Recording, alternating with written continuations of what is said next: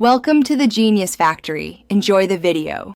In this video, I will explain how to make kombucha for beginners.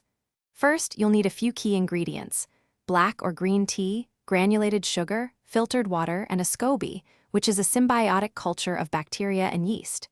Make sure your brewing vessel, like a 1-gallon glass jar, and all other tools are thoroughly cleaned and sanitized to prevent unwanted contamination. This preparation is crucial for a successful brew. Next, let's prepare the sweet tea base. Bring 4 cups of water to a boil, then remove it from the heat. Steep 4 to 6 tea bags, or about 2 tablespoons of loose-leaf tea, for 15 to 20 minutes. After removing the tea, stir in 1 cup of granulated sugar until it fully dissolves. Finally, add 6 to 8 cups of cold water to bring the mixture to room temperature, around 70 to 80 degrees Fahrenheit. Now it's time for the first fermentation. Pour your cooled sweet tea into your 1-gallon brewing jar.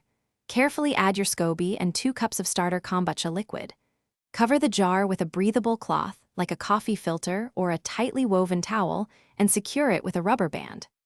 Place the jar in a dark, still spot at room temperature, ideally between 70 to 75 degrees Fahrenheit, for 7 to 10 days.